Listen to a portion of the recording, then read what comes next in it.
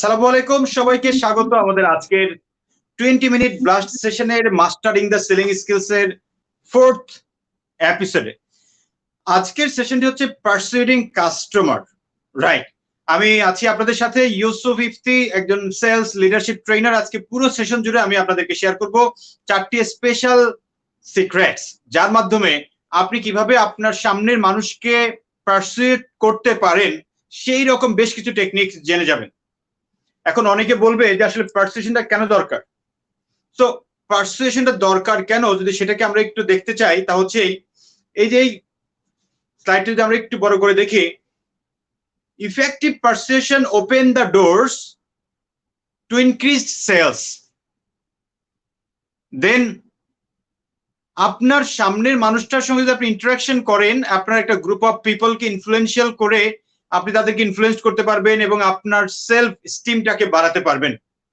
আরেকটা জায়গায় বলা হয় persuasion is often more effectual than force. Like অনেক সময় জোর দেখাতে চাই, তো জোর না করেও আপনি পারসুয়েশনের মাধ্যমে আপনার সামনের মানুষটাকে আপনি একেবারে আপনার যা কথা তা শোনাতে পারবেন। সো এই জন্যই আমরা আপনাদেরকে শেয়ার করবো 4টি সিক্রেটস আজকে, যার মাধ্যমে আপনি কাজগুলো খুব ভালোভাবে করতে পারবেন। আপনারা যারা খুব পার্টিসিপেটিভ থাকবেন তারা পাবেন আমাদের হার্ভার্ডের 2টি পেইড আর্টিকেলস, পাবেন 2টি এক্সক্লুসিভ বই। একটি হচ্ছে how to win friends and influence people, যেটা ডেল কার্নেগির খুব জগৎ বিখ্যাত একটি বই। আরেকটি খুবই দুর্দান্ত বই রবার্ট বি শালদিনির ইনফ্লুয়েন্স, যেটা সেলসে যারা চাকরি করে তারা পড়ে নাই, বড় ম্যানেজাররা এইরকম সংখ্যাটা কম, বাংলাদেশের অ্যাসপেক্টে না, ইন্টারন্যাশনাল অ্যাসপেক্টে।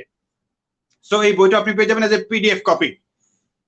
আপনি পেতে পারেন আমাদের 5টা প্রোগ্রামে অংশগ্রহণ করলে certificate, at the same time কিছু ওয়ার্কশিট। এই জন্য যথারীতি আপনি কিছু মানুষকে জানানোর জন্য আমাদের এই ভিডিওটি শেয়ার করবেন, কমেন্টস লিখে জানাবেন আপনার যা শিখছেন, অথবা কোনো প্রশ্ন থাকলে আমাদের ইউটিউবের যেই লিঙ্ক আছে এখানে কমেন্ট সেকশন দেওয়া আছে, আপনি সেখানে করতে পারেন, আমাদের ফেসবুকে করতে পারেন, যে কোনো জায়গায়। At the same time at least 20 জন বা 10 জন মানুষকে যারা কিনা প্রয়োজন মনে করছেন, যাদের এই বিষয়টা হেল্প হবে, তাদেরকে ডিরেক্টলি আমাদের কমেন্টে একটু আপনি মেনশন করে দিবেন, রাইট? আমাদেরকে সাপোর্ট দেওয়ার জন্য আমাদের ফুল একটি টিম আপনাদেরকে বরাবরের মতো সাপোর্ট দিয়ে আসতেছে, যেটা লিডিং এ আছেন রৌনক জাহান নিসা। এখন অনেকের কাছে প্রথম প্রশ্নই আসে যে ভাই আসলে পারসুয়েশনটা কি, হোয়াট ইজ পারসুয়েশন, আমি এটা নিয়ে কেন কাজ করব? সো পারসুয়েশন যদি আমরা খুব সহজ ভাবে একটু বোঝার চেষ্টা করি, এটা হচ্ছে একটা প্রসেস যেটার মাধ্যমে আপনি আপনার সামনের মানুষটাকে পরিবর্তন করবেন। কিসে? তার অ্যাটিটিউড, তার ওপিনিয়ন, তার বিহেভিয়ার, রাইট? এই বিষয়টা যখন আপনি পরিবর্তন করতে চাইবেন, সেই জায়গাটায় পারসুয়েশনের একটা প্রসেস কাজে লাগে। দেখেন আমাদের চারপাশে অনেক মানুষ থাকে, আমার কাস্টমার থাকে, আমার ইন্টারনাল কাস্টমার থাকে। গতকালকে আমরা দেখেছিলাম যে আমার 3 ধরনের customer, B2C, business to consumer, যারা আমার ডিরেক্টলি প্রোডাক্টটা কিনে, একবারে এন্ড ইউজার যারা। সেকেন্ড B2B, বিভিন্ন ডিস্ট্রিবিউটর পয়েন্ট অথবা বিভিন্ন দোকান বা বড় ধরনের প্রতিষ্ঠান যারা কিনা আমার কাছ থেকে সরাসরি মাল কিনে, তারা আবার কনজিউমারের কাছে বিক্রি করে। থার্ড হচ্ছে আমার ইন্টারনাল কাস্টমার, আমাদের বিভিন্ন ডিপার্টমেন্টে বা আমার উপরের সারির যে বসরা আছেন তারাও কিন্তু আমার কাস্টমার। সো এই মানুষদেরকে যদি আপনি ইনফ্লুয়েন্স করতে চান বা আপনার পক্ষে আনতে চান, বা ওনার অ্যাটিটিউড, ওনার বিহেভিয়ার, ওনার একটা ওপিনিয়ন চেঞ্জ করতে চান, তাহলে পারসুয়েশনের এই প্রসেসগুলো আপনার জানাটা খুব জরুরি। এটা কি বলছি আসলে পারসুয়েশন? সো বলছে এই পারসুয়েশন আসলে 2টা বিষয় ব্লেন্ডিং, একটা হচ্ছে আর্ট আর একটা হচ্ছে সায়েন্স। আর্ট বলছে কেন? কারণ হচ্ছে পারসুয়েশনের মধ্যে আপনার ট্রাস্ট থাকতে হয়, এক্সপার্টিসকে এস্টাবলিশ করতে হয়, দুর্দান্ত লেভেলে কমিউনিকেট করতে হয়, আর এইগুলো হচ্ছে আর্ট। সায়েন্স বলা হয় কেন? সায়েন্স হচ্ছে এখানে বেশ কিছু প্রিন্সিপালস অ্যাপ্লাই করে আপনার এই বিষয়গুলোকে আয়ত্তে আনতে হয়, তাদের ডিসিশনগুলোকে মেক করতে হয়। সো এই যে আপনি কিছু প্রিন্সিপাল অ্যাপ্লাই করলেন, এগুলো হচ্ছে সায়েন্স। এই 2টার কম্বিনেশনেই পারসুয়েশনটা করতে হয়।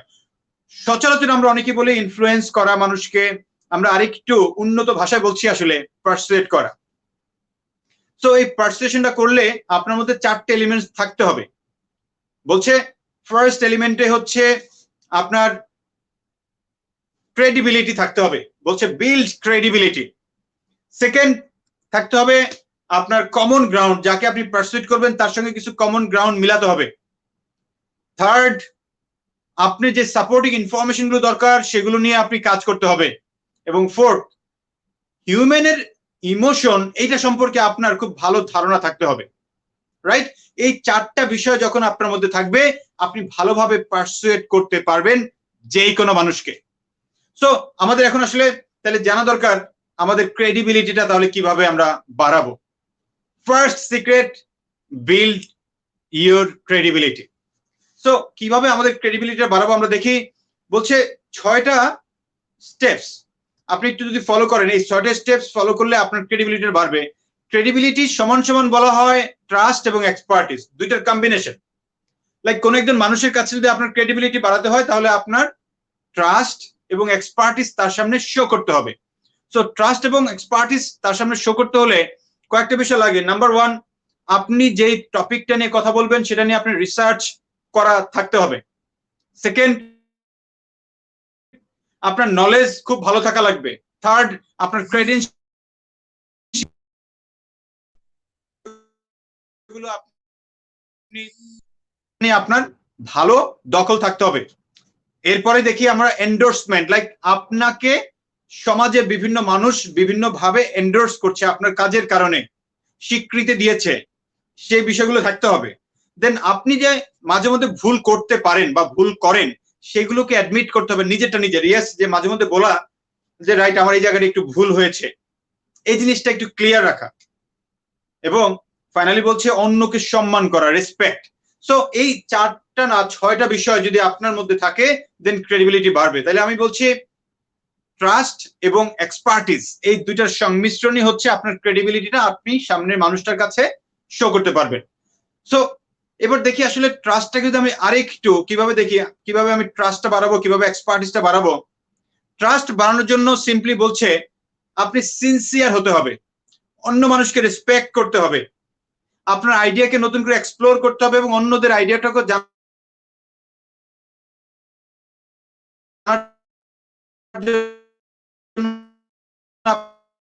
আপনি তাকে এনকারেজ ফার্স্ট, লাইক অন্যদের যেসব তাদেরকে এনকারেজ করতে হবে এবং আপনার যে ফ্লস গুলো আছে সেই ফ্লস গুলোকে আসলে অ্যাকনলেজ করতে হবে। এক্সপার্টিস বাড়ানোর জন্য একেবারে চমৎকার ওয়ে আপনার আইডিয়াটা রিসার্চ করা। লাইক আমি যে আইডিয়াটিতে তার সামনে কথা বলবো এটা আমি বিভিন্ন আর্টিকেলস পড়বো, বিভিন্ন ধরনের রিসার্চ পড়বো, পড়ে টোরে দেন আমি এটা নিয়ে কথা বলবো। এরপরে দেখি আপনার যেই সকল রিসার্চ গুলো পড়েছেন সেগুলো আপনি সাইটেশনের যে ট্রাস্টেড সোর্স গুলো আছে ওইগুলো একটু দিয়ে দিতে হবে, রাইট? এবং আপনার আইডিয়ার যে মেরিট এটাকে প্রুভ করা। ফাইনালি আপনার যে বিভিন্ন মানুষ এটাকে ভালো বলছে এরকম কিছু এন্ডোর্সমেন্ট নিতে হবে আপনার এই আইডিয়াটা নিয়ে। সো তখনই কেবল আপনি আপনার সামনের মানুষটাকে আপনার ক্রেডিবিলিটিটাকে প্রকাশ করতে পারবেন। মূল কথা যদি বলে আসলে ক্রেডিবিলিটি প্রকাশ করার জন্য আপনি সিনসিয়ার হতে হবে, রেসপেক্ট করতে হবে, অন্যকে সুযোগ দিতে হবে কথা বলার জন্য। তথাপি আপনি যে আসলে জানেন এগুলোর সঠিক সোর্স বলতে হবে। এখন দেখেন আপনি একটা তথ্য দিলেন, বললেন, যেমন আমি একটু উদাহরণ দিয়ে বলি। একবার আমি একটা গাড়িতে আসতেছি, হঠাৎ করে দেখি শেখ হাসিনার বিয়ে। তো এটা দেখে তো আমি হঠাৎ করে দেখলাম পত্রিকা এমন বড় করে লিখছে শেখ হাসিনার বিয়ে। ওমা, ভিতর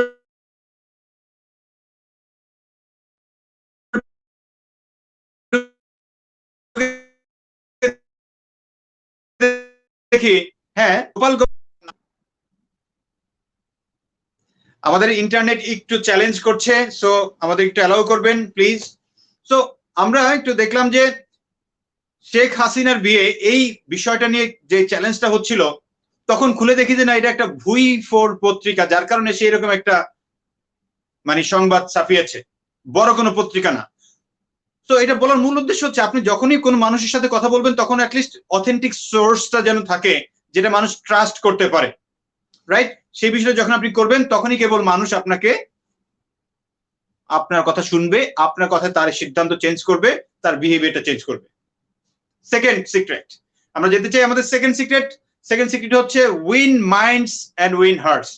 আপনি সামনের মানুষটাকে তার মানসিকতা বা তার মন জিততে হবে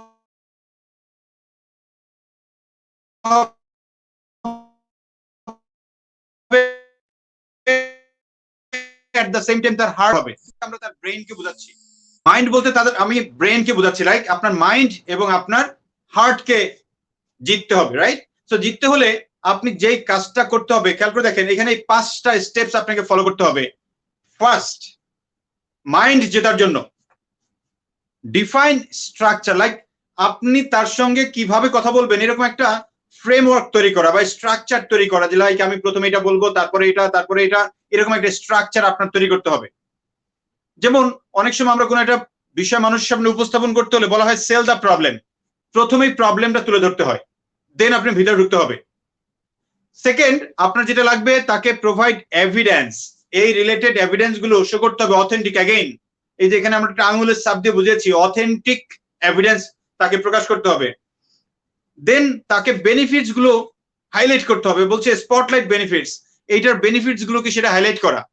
ফাইনালি আরেকটা বিষয় যে আপনার রাইট ওয়ার্ড সিলেকশন, কারণ আপনি যদি সঠিক ওয়ার্ড সিলেকশনটা না করেন তখন কিন্তু আলটিমেটলি আপনার পুরো বিষয়টাই চ্যালেঞ্জে পড়ে যাবে। এবং ইউজ কোয়েশ্চেনস, লাইক আপনি ওই মানুষটাকে বিভিন্ন প্রশ্ন করার মাধ্যমে আপনি তার কাছ থেকেও কিছু তথ্য জানতে হবে বা তার একনলেজমেন্ট নিতে হবে। দেখবেন আপনি যখন কোনো ডাক্তারের চেম্বারে যান, ডাক্তার যখন আপনাকে বেশ কিছু টেস্ট দেয়, উনি বলে যে দেখেন আপনি যদি এই টেস্টটা না করেন তাহলে কিন্তু আপনার এটা আরো অনেক কি বড় হয়ে যেতে পারে, আপনি আরো অসুস্থ হয়ে যেতে পারেন, এই করেন। তো উনি কি প্রথমে আপনাকে প্রবলেমটা আপনার কাছে সেল করে, এরপরে এটা সম্পর্কে বুঝায়, বুঝানোর পরে বলে যে তাহলে এটা অমুক জায়গা থেকে করে নিয়ে আসেন। তো এই যে বিষয়গুলো আমি আপনাকে বললাম, এই যে 5টা বিষয়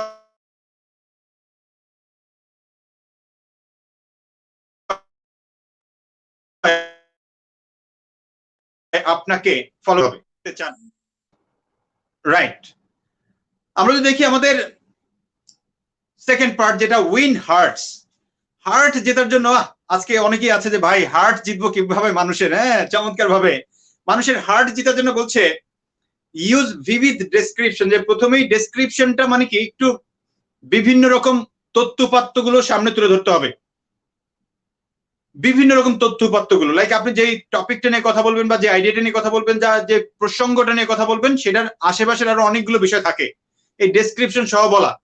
সেকেন্ড হচ্ছে লেভারেজ মেটাফোর্স, মেটাফোর্স মানে হচ্ছে এটাকে যদি আমরা আরেকটু সহজে বলি কম্পেয়ার করে বলা আর কি, প্ল্যান এ না হলে প্ল্যান বি, ওকে, কম্পারিজন করা, লাইক আপনি যে আইডিয়াটা বললেন এই আইডিয়াটা না হলে যদি আইডিয়াটার পরবর্তীতে কি হয় এই সেই বিষয়টা নিয়ে আপনি কথা বললেন, রাইট? দেন গল্প বলা, টেল স্টোরিজ, একবারে বাস্তব, যেমন আমি আজকে শেখ হাসিনার বিয়ে, হ্যাঁ এরকম একটা ভুইফোর পত্রিকার কথা বললাম, ডাক্তারের একটা গল্প বললাম। তো এরকম বিভিন্ন গল্পের মাধ্যমে আপনি মানুষের হার্ট জিততে পারেন। এবং ফাইনালি বলছে যে আপনি তাকে খুব ইফেক্টিভলি শুনতে হবে, লিসেন ইফেক্টিভলি, খুব ভালোভাবে না শুনলে আলটিমেটলি ওই মানুষটার মন আপনি জিততে পারবেন না, রাইট? সো আপনি দুইটা কাজ করতে হবে, মানুষের মন জিতা এবং ব্রেন জিতা বা মাইন্ড জিতা, দুইটা, হার্ট এবং মন দুইটাই। একটা হচ্ছে হার্ট বা আমরা যেটাকে মন বলতে পারি, আর মাইন্ড হচ্ছে আলাদা আমাদের ব্রেন বা মানসিকতার যে জায়গাটা। এই দুইটা জিনিসকে জিততে হলে আপনাকে দুইটা সেগমেন্টে কাজ করতে হবে, যেটা আমরা দেখলাম। আমরা দেখি আমাদের থার্ড স্টেপস বা third secret, overcome resistance. So এই রেজিস্ট্যান্সটাকে ওভারকাম করতে হবে। রেজিস্ট্যান্সটা কি? আসলে রেজিস্ট্যান্স হচ্ছে বিভিন্ন রকম প্রবলেম আসবে, উনি যখন আপনি তাকে পার্সিউ করতে চাইবেন উনি আপনাকে বিভিন্ন রকম প্রশ্নে জর্জরিত করে ফেলবে, বিভিন্ন রকম প্রবলেম তুলে ধরবে, বিভিন্ন রকম চ্যালেঞ্জে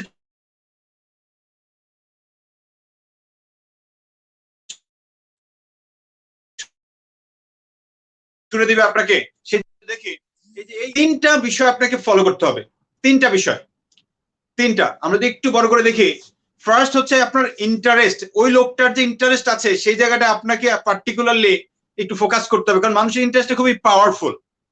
সো ওনার ওই টপিকের ইন্টারেস্টের জায়গাটা কোথায় সেটা খুঁজে বের করে আপনি তাকে ফোকাস করতে হবে, আপনার আইডিয়াটাকে সেটার সঙ্গে মিলাতে হবে। সেকেন্ড, ইমোশনস, মানুষ ইমোশনালি ভয় পায় কোনো নতুন বিষয় করতে অথবা কোনো নতুন জিনিসের সাথে একসাথ হতে, এবং মানুষকে ডিস্ট্রাস্ট বলালে লাইক ট্রাস্ট করে না আর কি, এটাকে আমরা বলছি ডিস্ট্রাস্ট। দুইটা জায়গা, একটা হচ্ছে ফিয়ার আর একটা হচ্ছে ডিস্ট্রাস্ট। সো আপনি ইমোশনালি এই দুইটা জায়গাকে যদি ওভারকাম করতে চান, আপনি মানুষের ডিস্ট্রাস্টটা কমাতে পারেন যেভাবে যখনই আপনি তার সাথে কথা বলবেন ভাইটাল যে পার্ট গুলো আছে সেই পার্ট গুলো একটু প্যারাফ্রেজ করে তাকে আবার বলা। উদাহরণ যদি আমি বলি এরকম যে আপনার কোন একজন মানুষের সাথে আপনি কথা বলছেন কোন একটা আইডিয়া নিয়ে, তো কথা বলার সময় বলতে বলতে দেখলেন যে ওনার কিছু কথা উনি বলছেন, দু একটা জায়গায় প্রবলেম তুলে ধরেছে আপনাকে। উনি বলল যে ভাই আপনার প্রোডাক্টটা তো আসলে খুব একটা ভালো না। আপনি সেখান থেকে কথাটাকে তুলে ধরেন যে হ্যাঁ আপনি যে বিষয়টা একটু আগেই বলছিলেন যে এই প্রোডাক্টের এই জায়গাটা একটু চ্যালেঞ্জ আছে, তো আপনি হয়তোবা ঠিক বলছেন। এই যে আপনি কথাটা তাকে একটু ধরে একটু প্যারাফ্রেজ করলেন, তার কথাটাকে কানেক্ট করা বলা হয় এটাকে এক ধরনের, তখনই তার ট্রাস্টের লেভেলটা আপনার প্রতি বাড়তে থাকে যে লোকটা তো আমার কথাটা গুরুত্ব দিয়েছে, রাইট? সো আমরা যখনই কোনো মানুষকে কথা বলবো তখন তাকে এই যে তার ফিয়ারটা এবং ডিস্ট্রাস্ট যেটা করছে সেটাকে ওভারকাম করার জন্য তার কথাগুলো একটু প্যারাফ্রেজ করে বলা এবং একটু ক্লারিফাই দেওয়া তার কথাগুলোর। সে যে ভাইটাল ইস্যুগুলো নিয়ে আপনাকে তুলে ধরলো সেগুলো একটু ক্লারিফাই করলেন। থার্ড ওয়ান হচ্ছে আপনার ভার্বাল এবং non verbal consistency.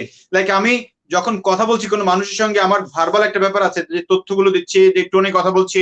Non verbal, এই যে আমার ড্রেস কোড দেখেন, আমার ফেশিয়াল এক্সপ্রেশন, এগুলো হচ্ছে নন ভার্বাল।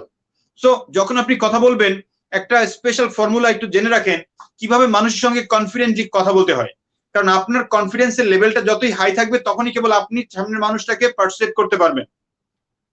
মানুষকে বলা হয় যে স্পিক উইথ কনফিডেন্সের এই 5টা বিষয় যদি আপনি কন্ট্রোল করতে পারেন বা আপনি ম্যানেজ করতে পারেন বা আপনার মধ্যে আনতে পারেন তবেই আপনি খুব কনফিডেন্টলি কথা বলতে পারবেন। Number 1,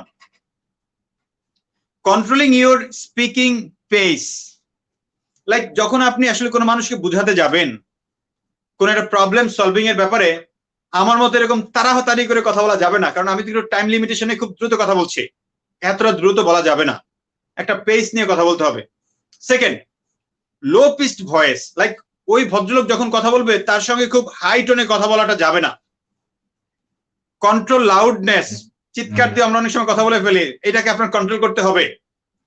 third, B articulate. Like আপনি যে কথাগুলো বলবেন খুব সুন্দর করে যেন সে বুঝতে পারে, আর্টিকুলেট করে, মানে গুছিয়ে গুছিয়ে সুন্দর করে বলা। এবং ইউজ পজেস ফর ইম্প্যাক্ট, কারণ আপনি যদি পজ না দেন কথার মাঝে ওই মানুষটা কিন্তু কথাটা নিতে পারবে না, গিলতে পারবে না, রাইট? সো সেজন্য আপনার পজ দেওয়াটা খুব জরুরি কথার মাঝে।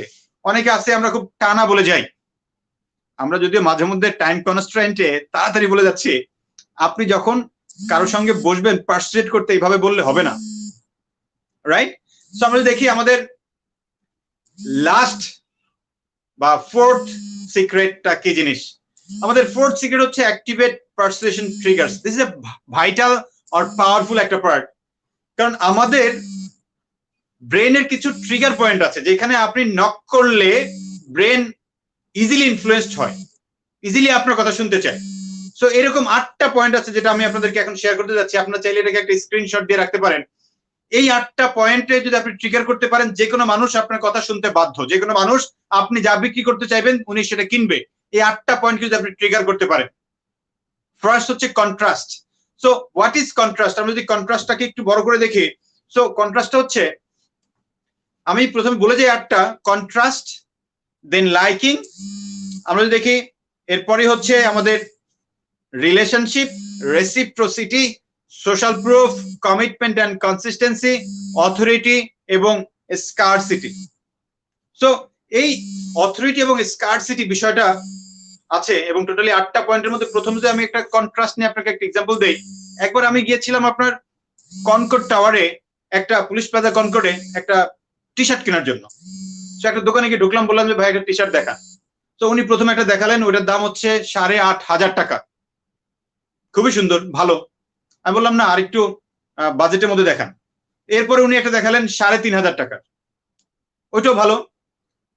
এরপরে আমি বললাম যে আরেকটু দেখান তো, আরেকটু কমের মধ্যে। এবার উনি দেখালেন আমাকে 2,000 টাকার নিচে একটা, রাইট? এই যে 3টা বিষয় দেখালেন, একটার সাথে একটা কম্পেয়ার করে বা কন্ট্রাস্ট করে, তখন আমি মাঝখানেরটা নিয়েছিলাম 3,500 বা 3600 টাকায় কিনেছিলাম আর কি।